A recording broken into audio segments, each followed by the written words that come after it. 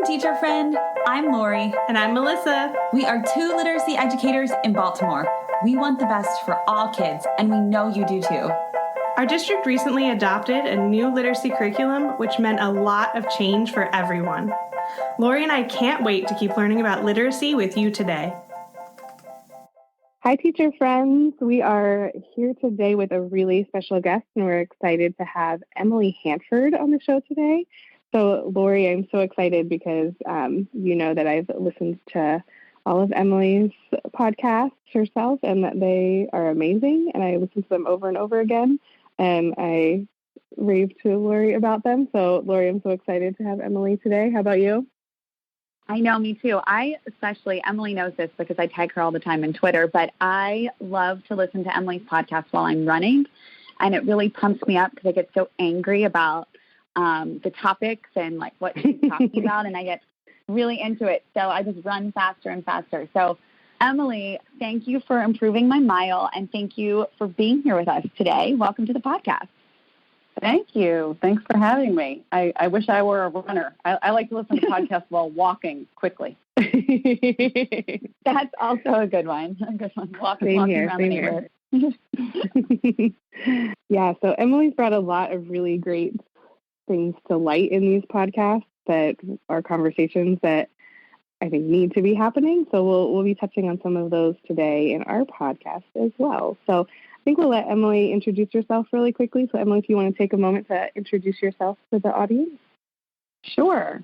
So my name is Emily Hanford, and I am a reporter. I've been a reporter for about 25, I guess going on 26 years now. And I've been covering education for about 12 years, and I got really interested in this question of reading, how kids are being taught to read, and what scientists have discovered about how reading skill develops about 3 years ago.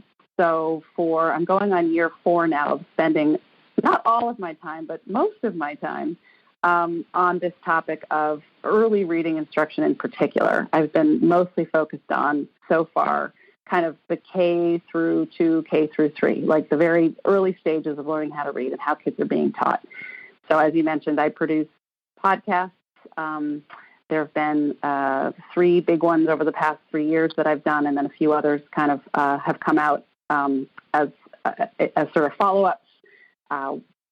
And there's articles on our webpage. So I work for an organization called APM Reports. We're part of American Public Media, and we have a podcast called Educate.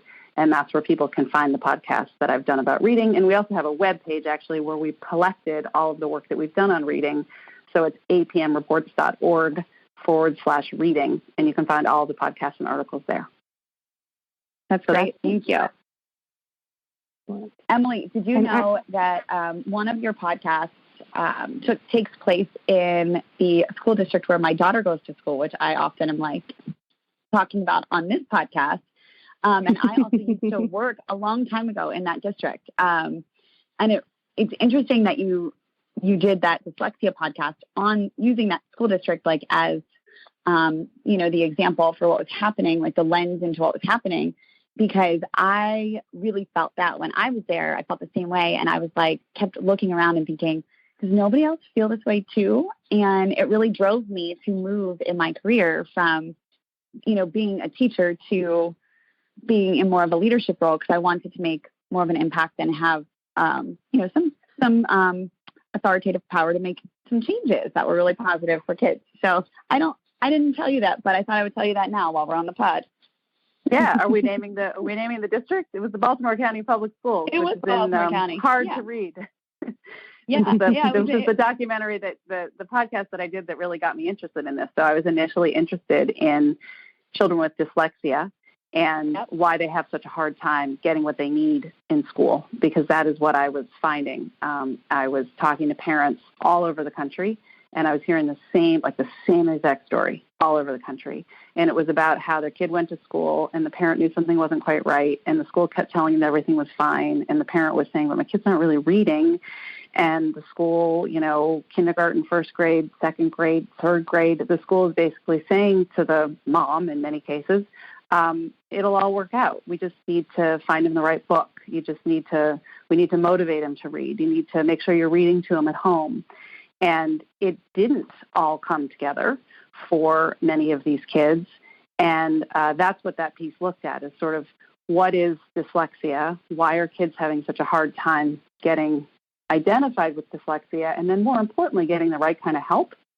Because one of the things that would happen is that parents would sometimes, at great cost of time and money, they would succeed in getting the schools to acknowledge that their child was having real struggles with reading and might have dyslexia. They would come in with often a paperwork that cost them thousands of dollars to get that said, look, this shows that my kid has dyslexia. And the school would finally acknowledge that, but the kid wouldn't really get very good help. The school would say, oh, yeah, okay, well, we can, we'll put him in this intervention or that intervention. And it wasn't really helping. And I was meeting all of these parents who had essentially given up on the public schools teaching their children how to read. And these parents had options. I mean, in many cases, it was not easy for them to come up with the money they needed to pay for private tutoring or pay for private school. I've heard of people remortgaging their houses in order to do it. But they were able to do it. And one of the moms in Baltimore County said to me, and I think it's one of the things that got me going on this topic for several years, what she said is, we're in a situation right now in American public schools that, for the most part, certainly with some exceptions, but if you have a struggling reader and you want to make sure that they learn how to read, it's a rich man's game.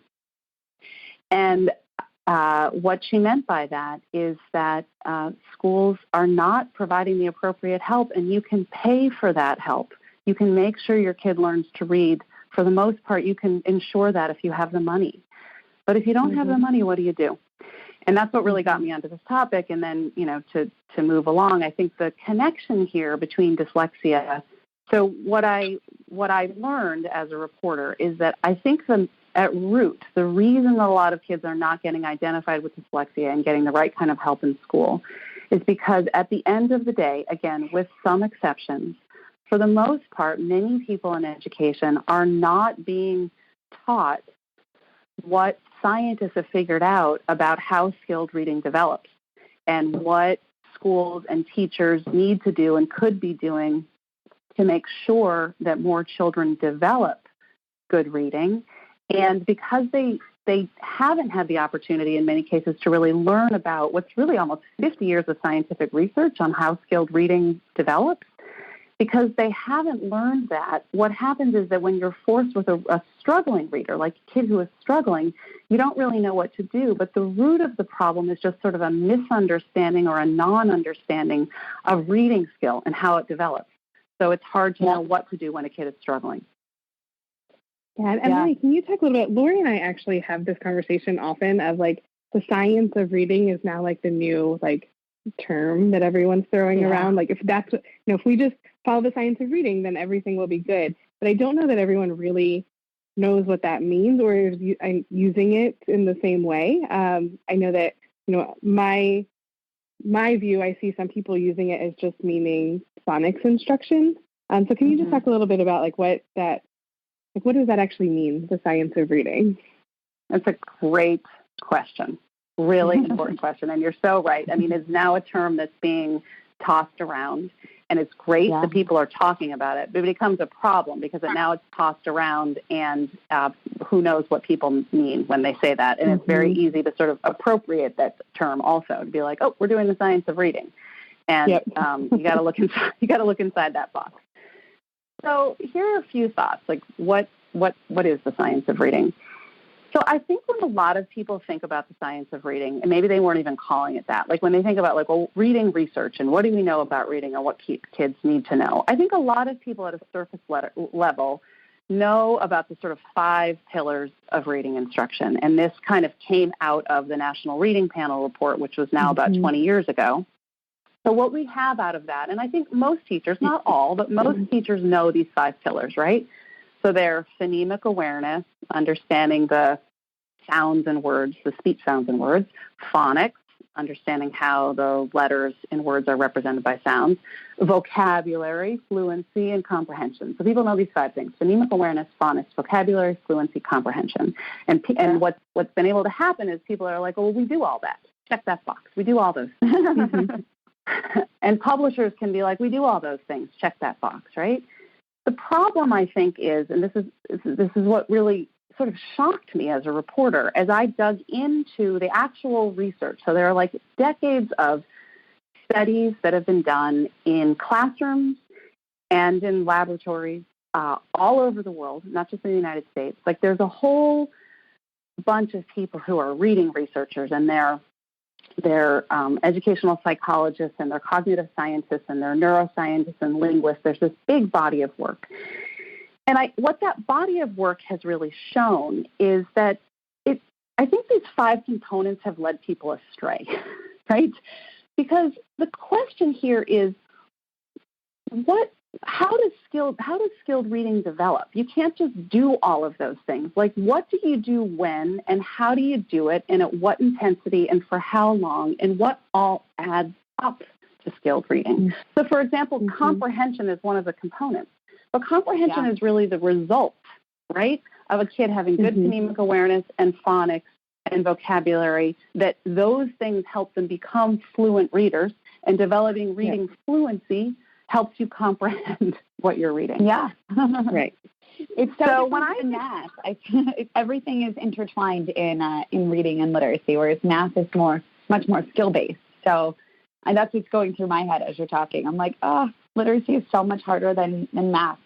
And everything's put together. Yeah, it does all go together, but at the same time, what this big body of scientific research really shows is that there's sort of like a progression. There are like things that happen in an order. I mean, and it's not like an order that you can like clearly map out, and things influence each other, right? Like so get better phonemic awareness develops your phonics, and all these things kind of intertwine, as we know from Scarborough's rope. And I think Scarborough's rope and the simple view of reading are 2 things that are really important for teachers to understand, because that, I think, is the science of reading. Like, if you understand the simple view of reading first, and then Scarborough's rope, which I think is really just sort of a more complex and nuanced look at what's inside the simple view of reading. But the simple view of reading is the place I begin when I'm saying, like, what am I talking about when I'm talking about the science of reading? So the simple view of reading is basically this model that was proposed a long time ago in the 1980s by reading researchers who were trying to disentangle some of the stuff that had become and remains very controversial about reading. So the idea of sort of what's the role of skill, and in particular like decoding skill, in becoming a fluent reader who can comprehend what they read, because everyone agrees that comprehension is the goal, right? No one who knows the science says that there's any reason to teach children to read except to get to the point where you comprehend what you read. But the question is, how does a little kid get there? How does a little kid get there? And so the simple view of reading is so helpful because it basically says that reading comprehension, being able to read the words on the page and understand what they're saying and get a message from it, is a product of 2 things. So it's a product of your ability to identify words in print, decode them, or know what they are, and that becomes complicated and interesting, how we do that, times your vocabulary, essentially. So like your ability to decode the words on the page, times do you know what those words mean? So the fascinating thing that I think a lot of reading instruction today has kind of gone amiss in sort of thinking that, like, when a child enters kindergarten, you kind of start doing all of these things at the same time, sort of in the same amount. And if you just put a lot of things in that bucket, you do some comprehension, some fluency, vocabulary, phonics, phonemic awareness. If you do a little bit of all that and you give the kids books, they'll become readers, right? And it's what really happens is a child comes into kindergarten, and most kids, if you think of the simple view of reading, have very little or nothing on the decoding side of the equation. So they don't know much about how to read words yet. Some kids know a little bit about that, but most kids really, they don't have much on that side of the equation. They do have something, and in some cases they have quite a bit on that other part of the equation, which is like words they know how to say. So kids come into kindergarten and they know words, thousands of words, many thousands of words. We know some kids know many more than others, which is actually one of the things that contributes to their reading development, right? So your spoken vocabulary, the size of it when you enter kindergarten. If you have a big spoken vocabulary, that's going to give you an edge on getting to reading comprehension because you've already got a whole lot in that part of the equation. But if you're a kindergarten teacher or a first grade teacher and you've got a bunch of kids before you who have a decent, they have something on the language comprehension part of that simple view of reading, but they've got close to nothing on the decoding side. What do you want to focus on in your reading instruction? Well, you want to focus on that decoding side, the various things that go into the decoding side, because what you want to do is your sort of first task is to get kids' decoding ability up to their level of language comprehension. That's like one of the first things you want to do. And you can do that in kindergarten and first grade. And many kids can kind of start to get kind of close to their language comprehension by maybe the end of second grade. But, what's fascinating is the research continuing to show that kids' sort of language comprehension tends to exceed their reading ability, their word reading ability, all the way through later elementary and up into middle school, perhaps. It might not be until like 8th grade that kids really sort of even out, because what's happening is that kids are continuing to develop their language comprehension, and they should be, and school should be helping them do that. So in a kindergarten classroom, what you want to see are sort of lessons and specific attention to helping kids with their decoding ability. And that really is not just phonics. That's really like helping kids understand how their written language works. And we can return to that later. Like English is actually a kind of difficult language to learn. We can talk about what it takes to learn English. But kids need to be beginning to understand how written English works in kindergarten. And then you need to continue to develop their language comprehension. And that's especially important when it comes to equity, because what we know is that kids come into kindergarten with different levels of language comprehension, and that's often, not always, but it's often associated with family background in some way, with the educational level of your parents, with the affluence of your family in terms of your family's ability to buy you books, take you to places that are going to sort of expand your vocabulary and knowledge, take you on trips, expose you to things, right? There's a correlation between family income and language comprehension, and research shows us that. So if you want to make sure that your reading instruction is equitable, that you are like going to, because we know there's like a quote-unquote achievement gap already in place in kindergarten. So you've got to focus on the decoding ability, and you've got to focus on expanding language comprehension to try to raise sort of both sides of the equation at once. But again, you started next to nothing on the decoding side. So that's what you've got to like emphasize. So that's why people who, science of reading does not equal phonics. It does equal phonemic awareness, phonics, vocabulary, fluency, comprehension. It does equal all those things, but you got to understand how one thing leads to another, how things develop. And if you are focusing on the science of reading, you are focusing on that code side of it at first, because that's what kids most need. But you're also developing the other side of it. Otherwise, you're going to end up in a situation where there's always a big correlation between family background and reading ability, because if you're not expanding kids' vocabulary and their knowledge and their ability to comprehend what they read when they can read the words, right, then you are just baking inequity into your system. But, and this is the thing that I think teachers really need to understand, because there's kind of this narrative that if your classroom is sort of like phonics and skillsy based, that's kind of what the really good schools and the schools where like the affluent kids go and stuff, they don't focus on that stuff. They focus on the more fun stuff, like the getting kids the books and getting them reading right away. Yeah. But the key here is that the decoding ability is like the greatest gift you can give a kid early on. If you have a kid coming in who doesn't have a lot of language comprehension, what the research shows us very clearly is once you can read the words, the way you develop your language comprehension is through reading. That's one of the best ways to expand your vocabulary and your knowledge. So one of the things you want to do at the very beginning is make sure all kids are off to a good start in decoding, because it's their best bet for gaining knowledge, and it's the best bet for kids from poorer backgrounds to catch up to their more privileged peers who have an edge on the language comprehension side in many cases. Yeah. Emily, I feel like you just talked through so much stuff, if you will, in terms of I pulled up Scarborough's Rope and I'm looking at it, and I just want to do like a quick little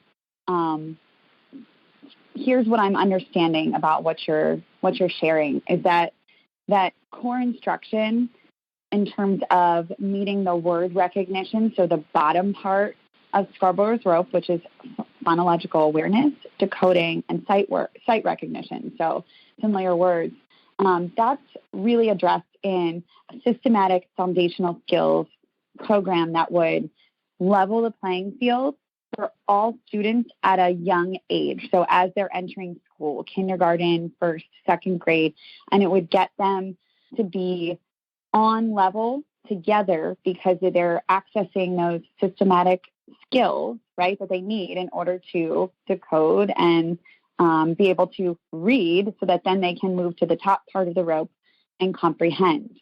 And I think what we talk about, like for our listeners, is a lot on this podcast is that language comprehension part. So we talk a lot about the top part of the rope in terms of a knowledge-building curriculum that has rich vocabulary and language structures in the text, so that really both parts of the rope you're addressing right now in what you're talking about. But just to kind of like frame it for those listening, we talk a lot about the language comprehension part on this podcast, or the top part, but you've done a ton of work with the word recognition part, and we want to really bring the message that like the science of reading is the entire rope, all 5 pillars. And, I was really excited to hear you say that, because I think the Twitterverse is, kind of defining it as just the lower part of the rope, just the word recognition part, the foundational skills. Whereas really, I'd love to like redefine it on this podcast in terms of like pop culture, and just it's the whole rope. So I'm happy that you shared that.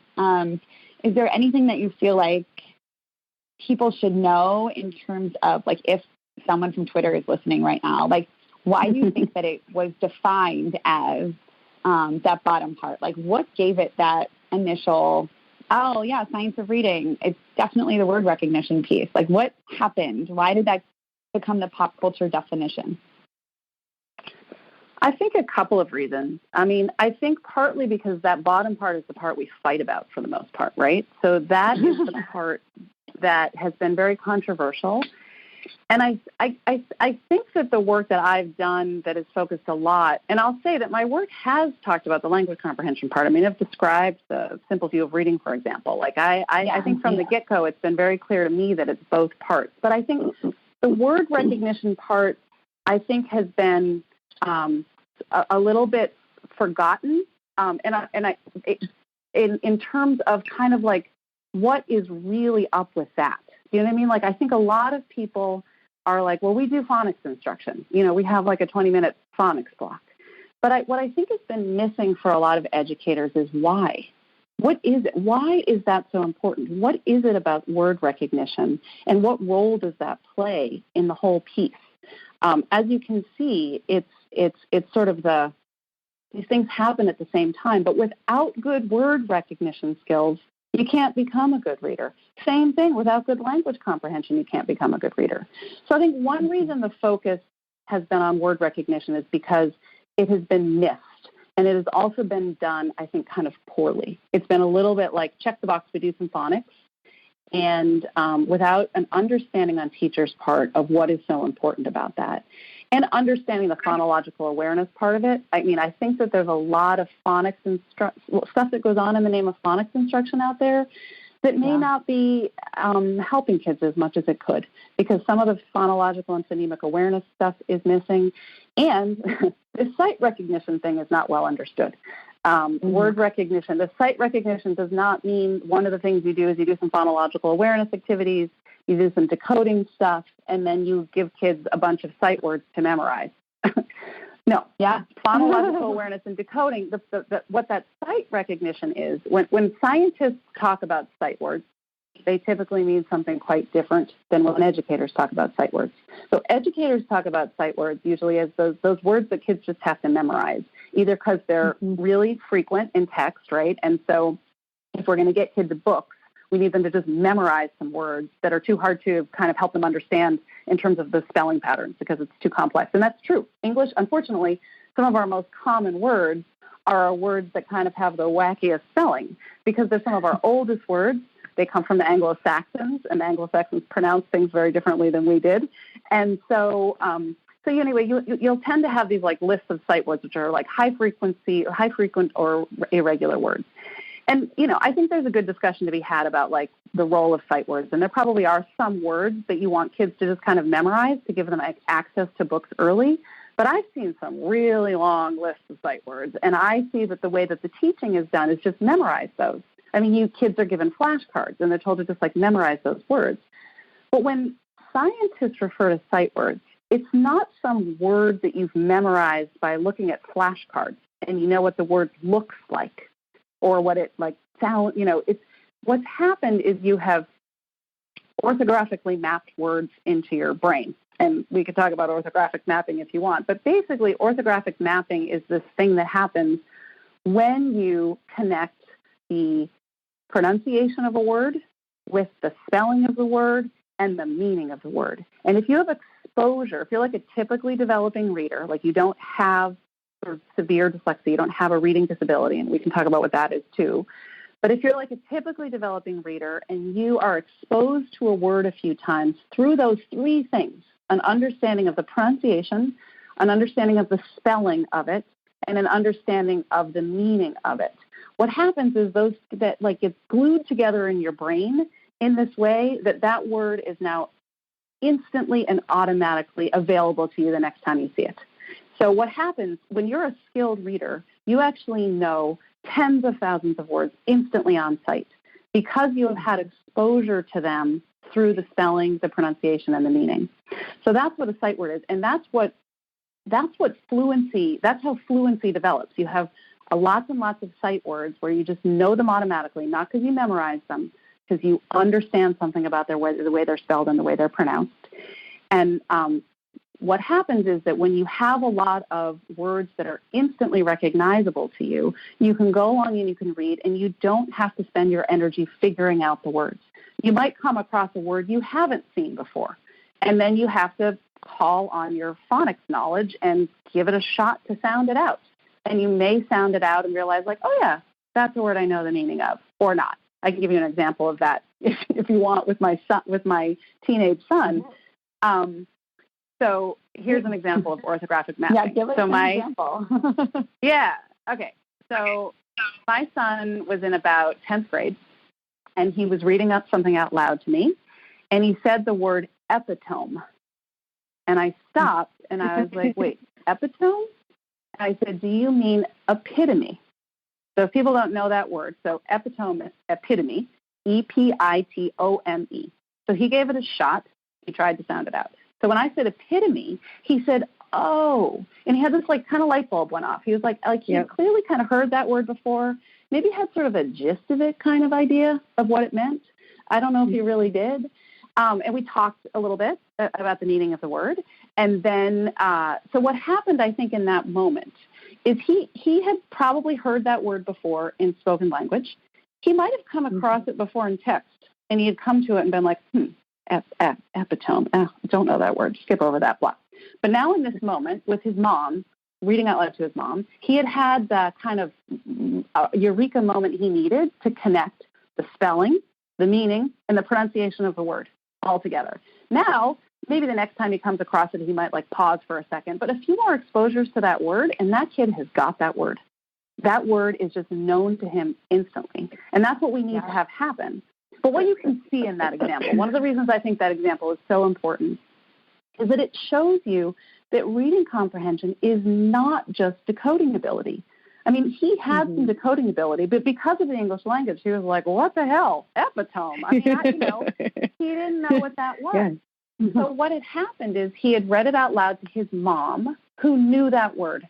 I know that word. I've heard it. I've spelled it. I know the meaning of that word.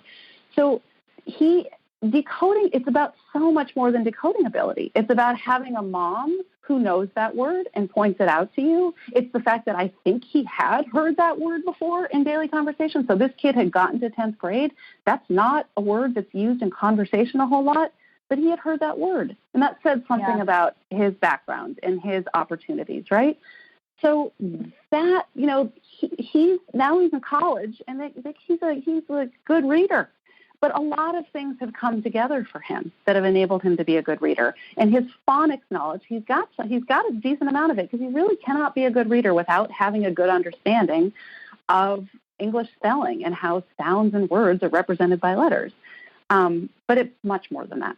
So anyway, that's orthographic mapping. So that's what word recognition is, and that's why we're teaching kids phonics.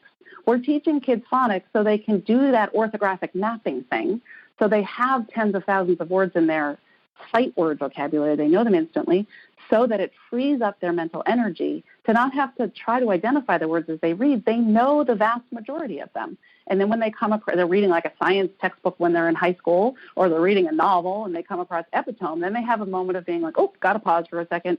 Maybe I got to go, now you can go Google it and you can just play the pronunciation of that word. So anyway, that's what we're heading for. And so I think that's why this word recognition part, I think that the debates about reading have been stuck in this strange debate about sort of phonics versus whole language, and or sort of more large, like the larger one is like, should teachers focus on kids focusing on the meaning of what they're reading, or focusing on like the decoding what they're reading? And that doesn't really make any sense. You need decoding to get to meaning. And so I think that's why there's a focus on it, because I think it's been forgotten, and it's not being very well done in many schools, because teachers don't have a good understanding of the written language themselves, perhaps because they weren't taught it. And because what I've been trying to do in my work is try to help reframe this debate. It's not sort of phonics versus whole language. It's understanding the role of phonics in becoming a skilled reader. And you just don't get to skilled reading without having a good basic understanding of how the sounds and words are represented by letters. So we can just hope that kids kind of figure that, we can teach them a little bit of that and hope that they kind of put it all together. And some kids do. In fact, many kids do. Maybe 40 or 50% of kids, it doesn't really matter how you teach them, they are going to eventually figure it out. But two problems here. There's a whole bunch of kids who aren't going to figure it out unless we teach it well. And number two, we could actually accelerate the learning of a lot of kids who do eventually kind of put it all together by third or fourth grade. They could be putting a lot of that together by second grade. And they could be developing their vocabulary and their knowledge even earlier, because it's multiplicative in nature.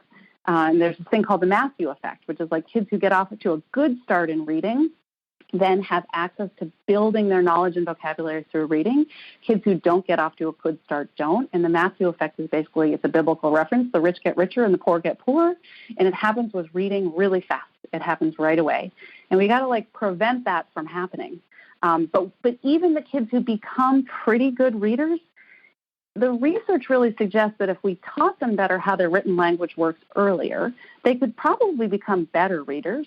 They could become better spellers, and they could become better readers earlier and get off to a good start in kind of acquiring all the knowledge and vocabulary that we want children to get out of their educational experiences, K through 12 and beyond. Yeah. You hit so many good points, Emily. And I think here in Baltimore City, I feel like we're in a pretty good place where we recognize the importance of this word recognition, and that is something that we're focusing on as a district.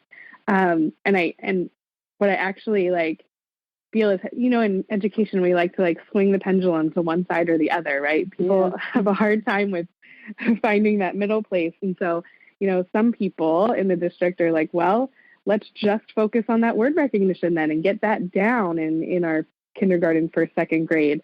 And there's definitely good people in place who are saying, wait, no, because it's not just about that short term, can they recognize the words in kindergarten and first grade? But if you're not building that vocabulary and comprehension or background knowledge in those grades as well, the long term, you're not setting them up for success later on too. So I'm glad you were talking about both. Even on something like third grade reading tests, I've looked at some of the sample stuff from third grade reading tests, and there's a significant amount of stuff you need to know to do well in those. Good decoding ability is not going to lead to good scores on a lot of third grade reading tests. I've come across some kind of hard questions on some third grade reading tests that really require the knowledge part. So it is a big mistake to think that all you need to focus on is on the word recognition part of it. But we need to get much better at that part of it, because I think we have really been weak as a nation on that part.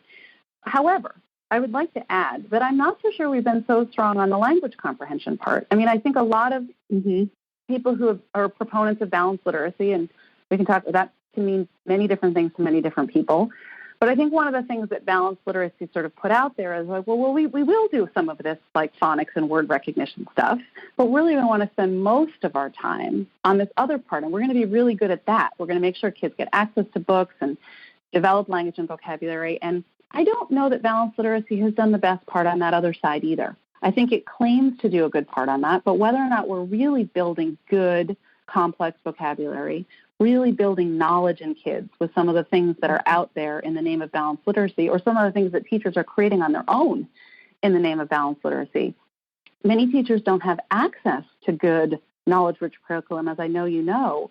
And so I think we've got a problem in both parts. It's not like we just have to come in now and solve the word recognition side. We got to look carefully at what we're doing on the language comprehension side and make sure that that is really a value add for kids and is really helping us, with the equity part, because the language comprehension part is actually the harder part for schools to deal with, right? Like the more skills-based stuff in decoding is stuff that really is quite teachable.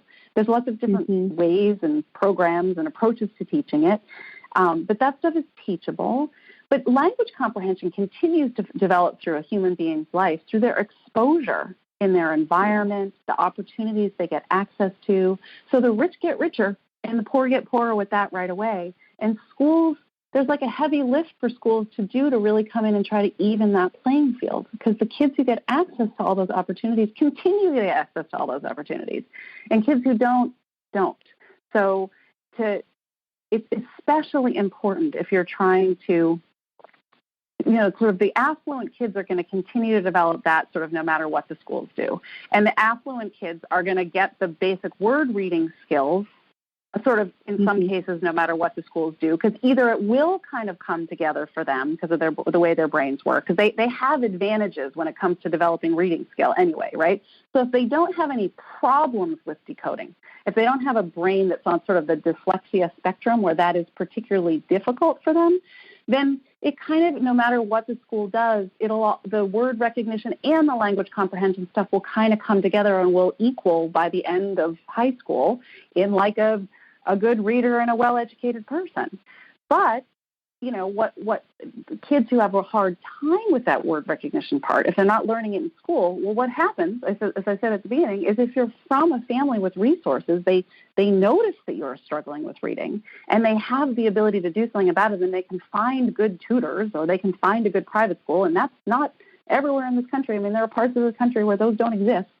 But if you can get your hands on that, then you can kind of like take care of the part that the school isn't doing. And that's really, I think, why we have so many opportunity and achievement gaps in this country. And there are no silver bullets, but really if we could get reading instruction right on both sides of this equation, all parts of the rope, I just think we would be giving all kids a much better chance to have opportunities to get more education, learn more, acquire more knowledge and more vocabulary than maybe their parents had the opportunity to. That is really the way that they can get ahead in our society, which has a lot of other structural problems, which make it hard for them to get ahead too. But at least we can do is make sure that they become good readers. Because we agree with you. That is a ticket for them. Yes, we agree with you, Emily. The one thing you're making me think about right now is, do we also feel like I know in the previous podcast you shared that story where the mom said, and obviously very impactful, that dyslexia is a rich man's game. Do we also, could we also translate that into knowledge building curricula or access to the top part of the rope is a rich man's game. And the only reason why I'm bringing that up as a question is because I'm wondering if school districts who have the funding to purchase curriculum that is, high quality curriculum that will provide the continuous, really like scope and sequence that is needed in order for kids to acquire that knowledge and vocabulary over time, so over a series of years, because I always like to think about not just like the one grade level that the kiddo is in right now and the one experience with this one teacher in this one classroom, but really like thinking about it as their educational experience, right, over the course of several years, over the course of their K-8 experience and what that looks like and feels like. So do you mind like responding to that or talking a little bit about that as I kind of pitch that idea or throw that around in my brain? Like, do we think that that's something that is like an accurate statement? Because I'm thinking too, like in terms of teacher PD, right? You're gonna get that PD if your district has the money for it. You're going to learn about the simple view of reading and learn about all of the things that you need to know, that you shared teachers need to know if your district has the money to pay for it, or if you are a pre-service teacher who is going to a college that aligns with this research. So I know I just like dumped a whole bunch of things on you there, but would you mind like talking just a bit about any of those in terms of like the rich man's game? Yeah, I mean, I think you raised a really important point, and I think what you're describing is certainly a dynamic out there. I think it can happen, interestingly, the other way too, though, because I think one of the things that might be happening is in your more affluent districts, in some ways there's not as much urgency, and I think there should be if they look carefully at their scores, because first of all, in some of our like high-performing districts, it's shocking to me actually to look and see what the reading scores really are, because there are a whole bunch of kids who are not reading proficiently and are reading below basic. And if you dig into that by family income and race, it's also really shocking. But I guess what I'm trying to say is, in a lot of poorer schools, there is and always has been sort of more urgency about the question of we need to try to do something different. And I think a lot of lower income schools end up becoming sort of volleyballs in this, game, because we have different ideas at different times about what we're going to do to try to help these schools. But when it comes to reading instruction, I think one of the things that's happening is that many affluent districts might have purchased some of the things that are thought of as kind of like the best of the best in the tradition of balanced literacy that we've really had in this country for a long time, and without kind of realizing that maybe they could be doing something better too. That number one, many of these districts are able to take advantage of, frankly, the fact that if they're not teaching the word recognition part, a not insubstantial portion, I think, of those students will get the help they need anyway because their mom and dad will write checks to make sure it happens. So those schools are kind of riding on the fact that it will kind of get taken care of by parents if need be, and it shouldn't. And that's, I mean, it's actually like basically illegal for parents to for schools to not do that. I mean, schools are denying those kids a free and appropriate public education. So I guess what I'm saying is I think one of the things that's happened in our discussions about reading is there's kind of been a sense that when you look to the affluent districts, the higher performing suburban districts, and you look at what they do in K through 2, you think, well, if we're like social justice minded, if we want equity, we want to bring that to all kids. We want to take whatever you're doing in your high performing district, like let's make sure that everyone gets that, without maybe asking the question, is that really working in the high-performing district, or is some of it kind of working in spite of itself? And so bringing it to the lower-performing district starts to raise the questions, is this really producing skilled reading, or is skilled reading developing anyway? And there are some things going on, obviously, that are helping kids, and I'm not saying there's nothing good, but could we be doing better? Could we even be doing better on the knowledge building side? And I think those are just like good questions to be asking right now. And Emily, I wonder, like, this is going to sound like a kind of silly or flippant question, but if if the science of reading, like we know what should be happening, right? Like you're saying all these, it's not always happening in schools. It's mostly not happening in schools. What do you see as like why aren't teachers being trained in this science of reading, and why don't they know that? And why aren't we being armed with what works for everyone to use? Like what's getting in the way? Well, I mean, I think you asked the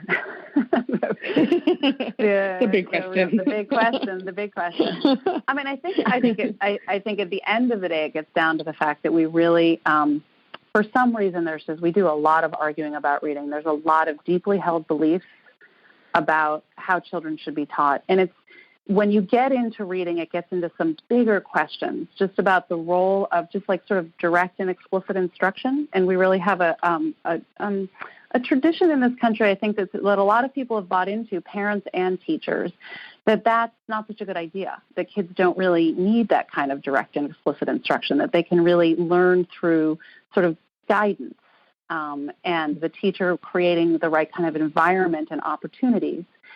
And with reading, what you discover is that the beliefs that kind of undergird that are really that sort of at the end of the day, reading development is sort of a natural process. I mean, it's not saying there's no role for schools or teachers, but kind of it will, like what the parents with the struggling readers are being told, like it'll come together in time. Once you find them the right book and you motivate them, it'll all work out. And it does for some kids, So I think the reason that teachers aren't being armed by this is because there have been a lot of people who have been in charge of teacher preparation and doing the teacher preparation who have believed, and they believe it. I don't necessarily think they're ill-willed here. I think most people want to teach teachers how to teach kids to read, and teachers want to teach kids how to read.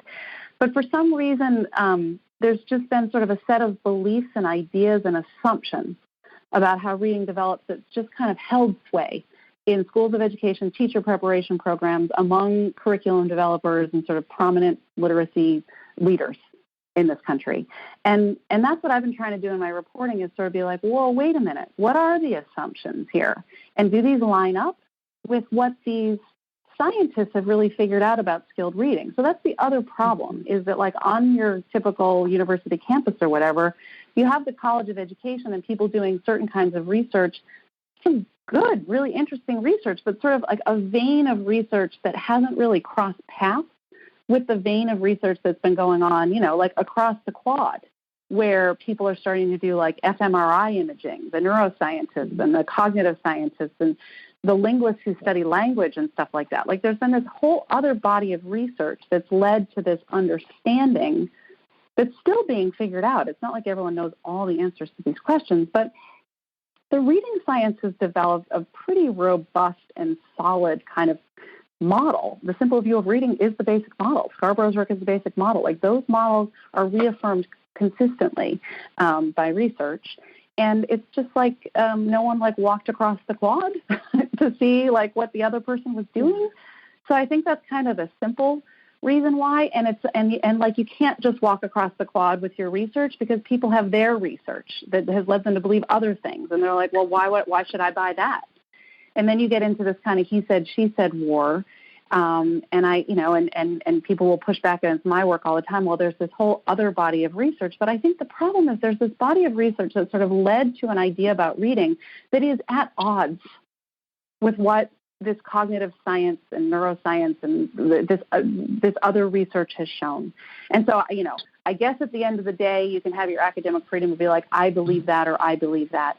But this scientific research is so many fields over so many decades now that really has led to an agreed upon idea about skilled reading. And that idea is not as present as it needs to be in teacher preparation and in curriculum and in what goes on in schools. And so it's still controversial, and people's reputations and feelings and money's on the line. Like, this is not a small thing. So that's why I think that's happening. But, I think there are exceptions. I think people are understanding. Many people are having their eyes open. I mean, many people write to me all the time, and they say, like, I didn't know this.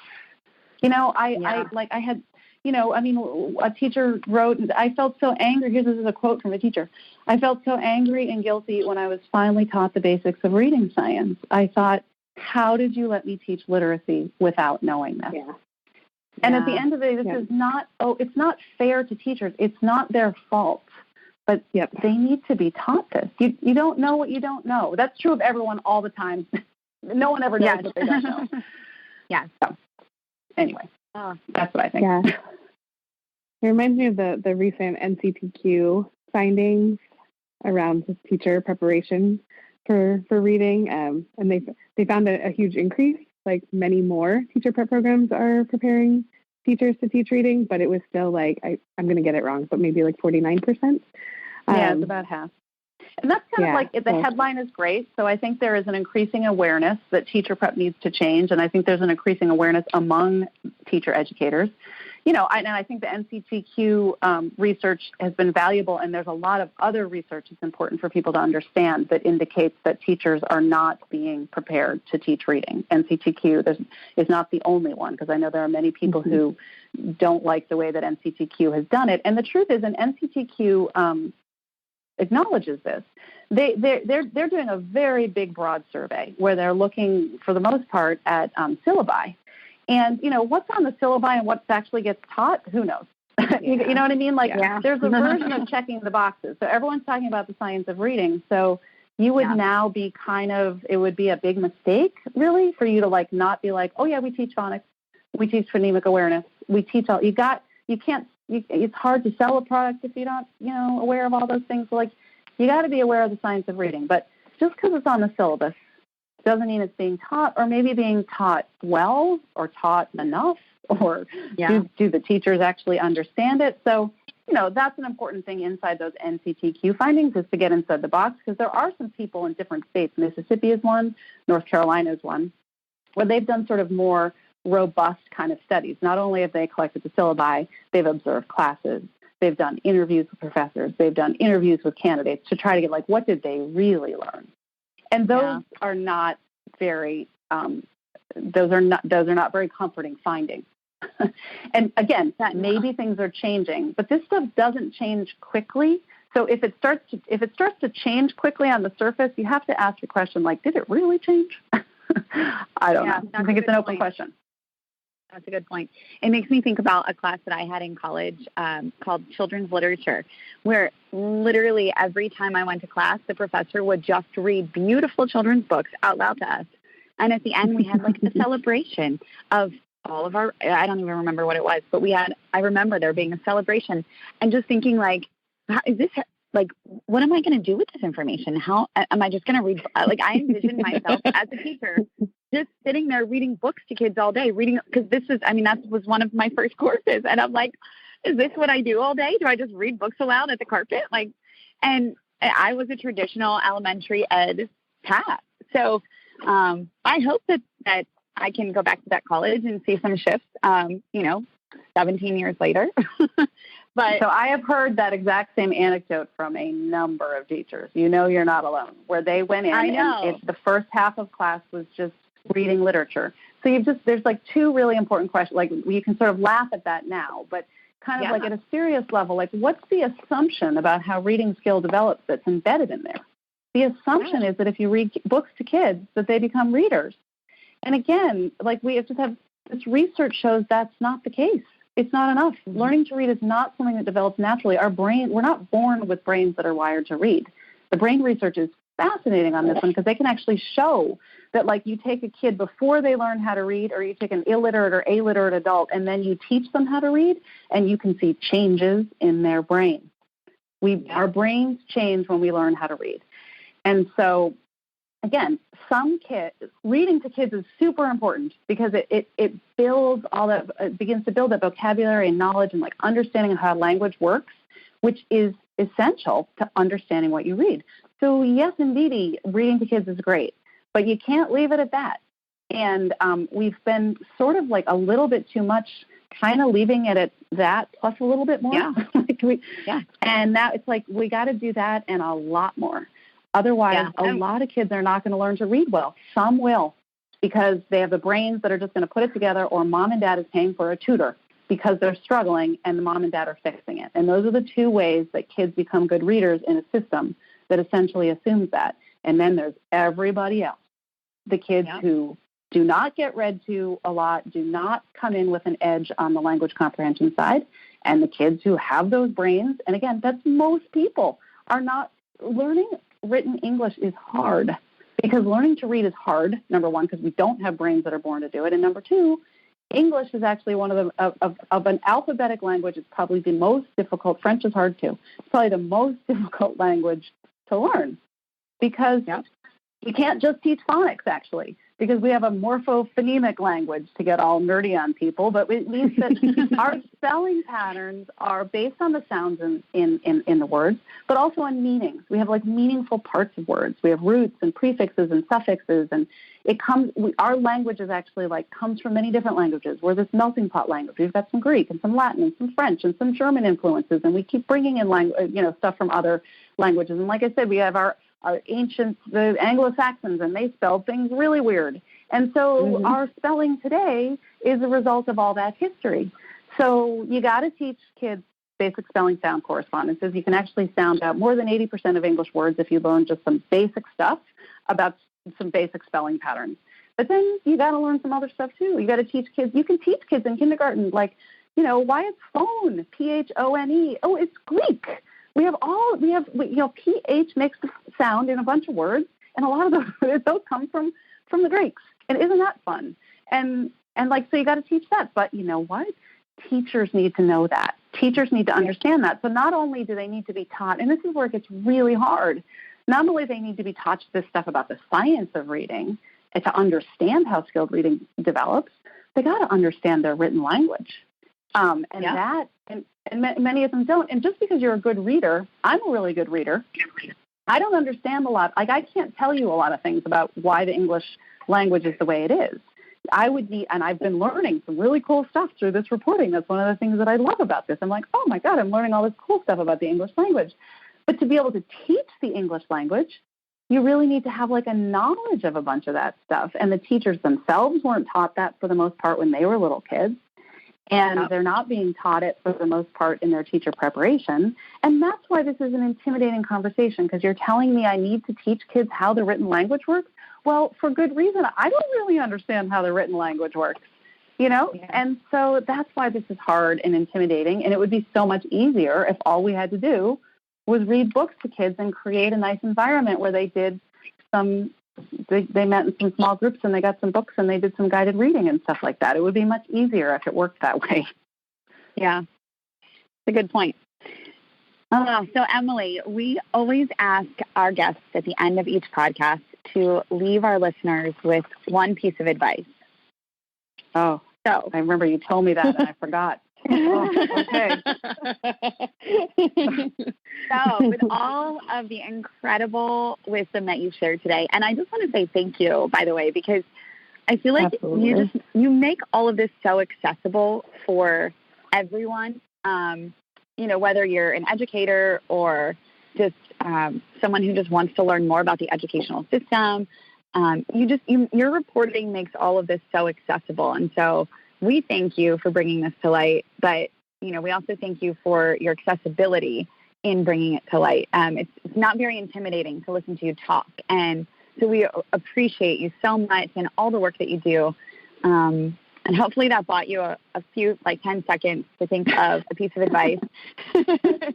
But we would love to hear, if you could just look some folks in the face and say, what would it be? So I think I sort of want to appeal to people's curiosity about this. I don't know, maybe this is a weird piece of advice. One of the things that's kept me going on this topic for all these years is not only because I think it's so important, some of the things I've expressed, I think it's just so key to equity in education, which is something that I've been concerned about in my entire career as a reporter, especially as an education reporter. But the thing that's actually kept me going in this is just how fascinating it is. But I recognize that I'm a reporter and I can read a book about reading that kind of blows my mind on a Sunday. And then on Monday morning, I just get up and call the people who wrote the book And that's like the awesome job I have. But like if you're a first grade teacher, you read the book and then the next day you're like, oh, yikes, I got to teach first graders how to read. So I guess, I mean, my advice is, the other thing I think, this isn't turning into advice, but the other point I guess I would make is so much is known about reading skill and how it develops, but it's true that translating this into practice is hard and messy. And it's not, I don't know that anyone's really figured it out. You know, like I don't, it's not like there's like a book or a curriculum or anything. People write to me all the time, you know, from school board members to teachers. Well, what should I do? Like, what do I buy? What do I, you know, and, you know, because really at the end of the day, as we all know, teachers teach kids how to read, not programs or materials or anything. But teachers like deserve access to the knowledge, deserve access to good materials, shouldn't have materials that are teaching them sort of incorrect things about how reading skill develops. And that's what I've been finding in my reporting. And so I guess I would just, you know, some people say to me that this work is, the work I've done is sort of demeaning to teachers or critical of teachers. And I just don't, I have so much respect for how hard teaching is. I did a little bit of teaching early in my career, and man, is it hard. I mean, it's really hard to do it well. Really, really hard. Mm-hmm. And so I guess I'm just leaving, it's not really advice, but sort of empathy for the task of translating into practice.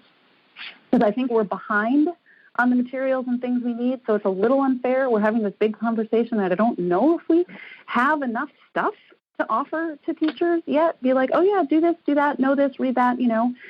But I guess it's just kind of like my advice is like, keep at it. Like, this is interesting. I think all teachers want to teach their kids how to read. I think engaging with this scientific research will, for many teachers have said, it's like huge aha moments for them, huge moments where they're like, oh yeah, like I kind of knew in my gut that I always had some kids, or maybe I always had a lot of kids who weren't really getting it. And as I read this stuff, I'm like, oh, I see that now. There's some things I need to be doing differently. I could be doing differently.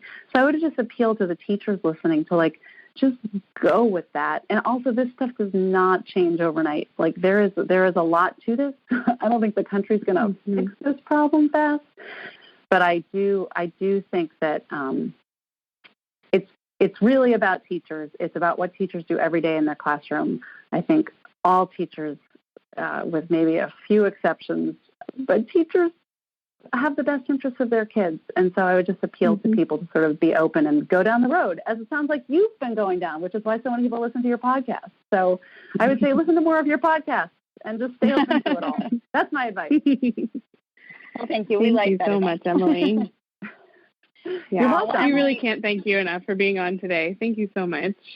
Yeah, you're welcome. And I know I talk a lot. My gosh, I like to actually ask questions more than talk. But if people ask me questions, I just go on and on. So there you go. I could listen to you all day. You could, yes. And thank you again for being here. Thank you for your work. It's so special to have someone who is not a traditional educational,